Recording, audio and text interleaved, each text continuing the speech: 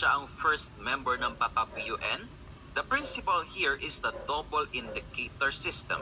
Sir, bakit ganun ang principle? Because we utilize two indicators respectively here, methyl red and bromine blue. And good news, kung ano yung indicators natin dito, yun din po ang reagents natin, methyl red and bromine blue. Walang kahirap-hirap. Uy, tignan mo oh, may bromine blue din na mention dito. Yun nga lang ang kapartner niya ay isa pang indicator, si methyl red. Sa specific gravity, anong kapartner ng bromine blue doon? Basta mahaba sir, yung mahaba. Mahaba, may bromine blue, yan ay for specific gravity. Carry na yon.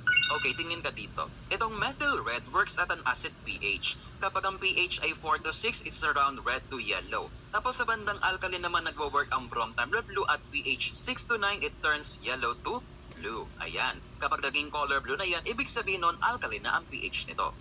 And we are done with the second parameter. Okay, our third parameter is protein. Okay, medyo mahaba to ha. Ihanda mo na ang iyong sarili. Sabi daw, ang protein daw is the most indicative of renal disease. Bakit? Di ba piniliwanag natin last time na ang protein, example is albumin, cannot pass through the glomerulus normally. Kaunti lang ang nakakalusot. Tapos yung nakakalusot sa glomerulus, nare-reabsorb din back to our blood. Kaya very minimal lang dapat ang naiihing albumin or protein. May tanong ako sa iyo, my friend. Ikaw ba, pag umiihi ka, nakita mo yung ihi mo, bumula, normal ba yun? Is it normal to form bubbles in urine when shaken especially? Yes or no? Yes, it's normal. Yung tubig nga, pag shinake mo, di ba, may mga bubbles. Ganon din ang ihi. Kapag shinake mo yan, magpo-form yan ng bubbles. Pero may karugtong. Kung normal ang urine mo, those bubbles should go away quickly. Mawala din dapat agad yan eventually.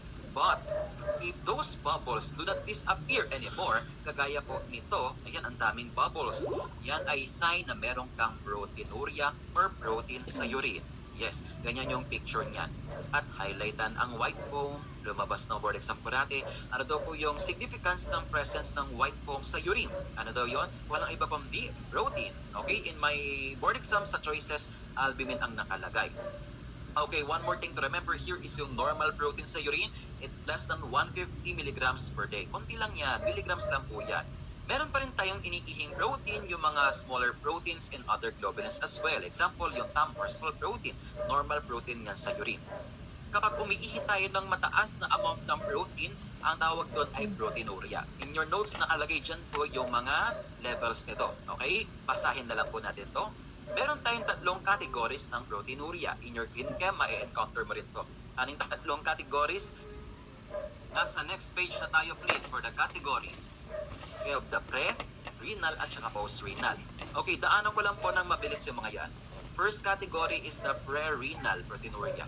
Himayan natin ang salitang pre-renal. Meron siyang prefix na pre. Ano po ba yung pre? Pre means before. Renal is the kidney. Pag sinabing pre-renal, ano yon? Before the kidney. Ang tanong, kapag ba pre-renal proteinuria, kidney ba ang may problema dyan?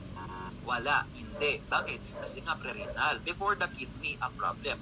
Eh sino po yun? Yung iyong blood na pumupunta sa kidney. Particularly the plasma. Okay? Anong problema ng plasma mo? There's so much proteins in your plasma. Kapag sobrang taas niyan sa iyong plasma at dumaan ito sa kidney, itatapon ng kidney mo yung proteins na yan papunta sa urine. There are 4 examples in your handouts ng pre-renal category. Daanan natin na mabilis. First example is intravascular hemolysis. Sa iyong hematology na lang po ito, pero bigyan lang kita ng konting idea. Himayin natin ang salitang intravascular. Meron siyang prefix na intra. Ano po yung intra? Intra means inside. Tama? Ano yung vascular? Blood vessel. Okay? Ano naman po yung hemolysis? Lysis of red cell. Tama? O ano yung intravascular hemolysis? Yung RBCs na lies inside the blood vessel. Ito yung mga RBCs. In intravascular hemolysis daw ganito. Ito rin yung isang type ng hemolysis kung saan si complement ang na-cause ng lysis ng red cell. Okay, in your immunology naman, ano po ba yung end result ng complement activation? Yun ay cell lysis, tama? Anong ginagawa ng complement do sa RBCs? nilalize. Kapag nalize yung RBC, what will happen to the hemoglobin? Pupunta yan sa iyong plasma ngayon. Ang tawag na sa hemoglobin na nasa plasma na, wala na sa loob ng red cell, ay free hemoglobin. Yan ang tumataas kapag meron kang intravascular hemolysis. Uy, ang dami mong hemoglobin sa plasma. Anong gagawin ng kidney dyan sa excess free hemoglobin na yan? Itatapon yan lahat sa urine. Nagkaroon ka ngayon ng hemoglobinuria kasi ang dami-dami mong hemoglobin sa plasma. Yun. Okay? Second example is muscle injury or yung tinatawag na rhabdomyolysis. Anong nangyayari? Tumataas ang myoglobin mo sa plasma. Uy, ang daming myoglobin sa plasma. Anong gagawin ng kidney dyan? Itatapon yung excess yan sa urine. Nagkaroon ka ngayon ng myoglobinuria. Okay. Yung pangatlo naman tayo, severe infection and inflammation. Ano daw yung tumataas dito? Mga ABRs or acute phase reactants. Sige nga. Magbigay ka nga na example ng acute phase reactant.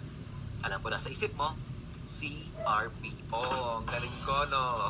I can read your mind. Magic, di ba? Yun talaga ang nasa isip mo, hindi ako nagkakamali. Bakit alam mo, sir? Iyan naman kasi lagi sinasagot ng mga estudyante pag tinatanong ko magbigay ng APR. Bakit ganun? Ewan ko ba? Sina alpha-1 antitrypsin, haptoglobin, ceruloplasmin, APR din naman yun, di ba? Ba't laging CRP na lang palagi naisip ng mga estudyante? Baka dahil dito, CRP ka ba? May nagtatanong ako, CRP ka ba? Bakit? Kasi you have a cute face. Ay, kinilig naman ako. Ang tanong, nagets mo ba? Ay, ang slow. Hindi ko po nagets, sir. Kinilig lang po ako. Ayan, paliwanag ba, sir? Okay, di ba ang CRP ay isang acute phase reactant? Tama, tinatanong kita. CRP ka ba? Bakit? Because you have a cute face. Yes, cute ka. Next naman, pwedeng iba na i-crush. Yes, make sure na medtech yung crush mo. Kasi pag engineer yan, walang alam yan, di ba? Tapos gumanti sa'yo, no? Calculus ka ba? Ala, di mo alam yun. Ang alam mo lang, calculus in the stone. Di ba? Gumanti yung engineer, calculus daw. Okay, pang-apat na tayo. Number 4 is, or letter D rather, is multiple myeloma. Okay, alam natin na in multiple myeloma, there's so much plasma cells. And these plasma cells are abnormal. They produce abnormal immunoglob. Ang tawag doon ay si Bence-Jones protein.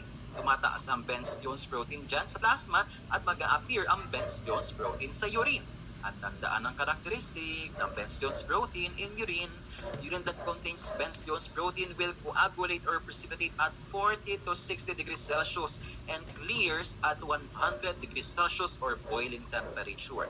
You have to memorize the temperature range when is it cloudy and when is it clear kasi sa board exams ay blanco-blanco po yan. Alright, tapos na tayo sa ating first category pero bigyan lang kita ng overview. Okay, summarize natin. No need to copy this. Titigan mo lang po, panoorin mo lang yung animation natin kasi ulit-ulitin ko yan hanggang sa tumatak sa puso at isipan mo hanggang panaginip yung concept na yan. Okay, first example is intravascular hemolysis. Inaliwanag ko kanina, in intravascular hemolysis, there's so much free hemoglobins in your plasma. What will happen when there's too much hemoglobin in your plasma?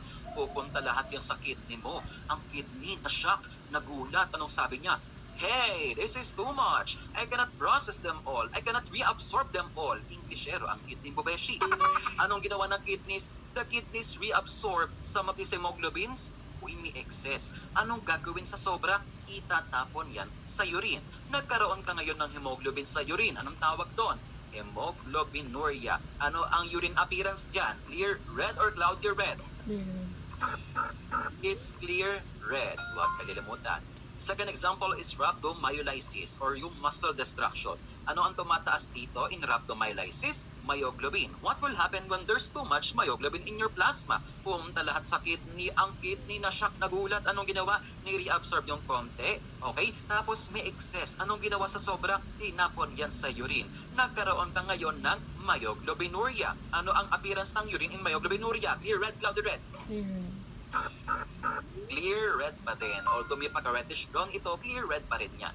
Okay, nagagets na. Meron pa tayong dalawa. Infection, inflammation. Anong protein sa tumataas dito? Mga APRs or acute phase reactants, tama? What will happen when there's too much APR in your plasma? Pumunta lahat yung sa kidney. Ang kidney mo na shock, nagulat. Anong ginawa? Ni-reabsorb yung konti. Uy, may sobra. Anong gagawin sa excess? Itatapon yan sa urine. Nagkaroon ka ngayon ng APR sa urine kasi mataas ang APR mo sa plasma. Remember, ang APRs are proteins also, kaya pag inihi mo yan, meron ka ding proteinuria. Ayan.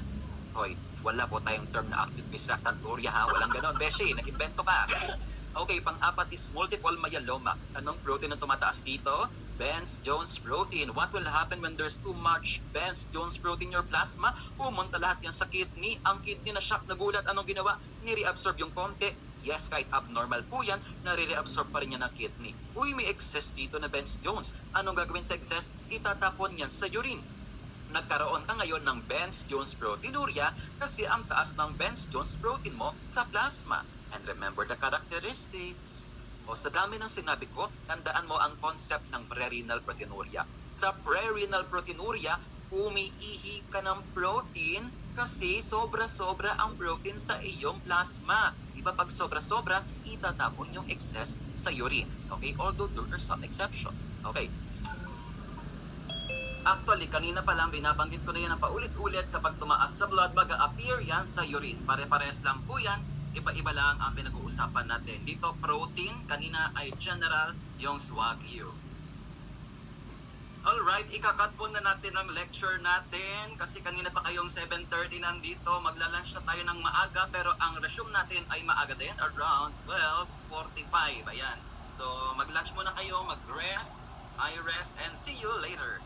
12:45 at 12:45.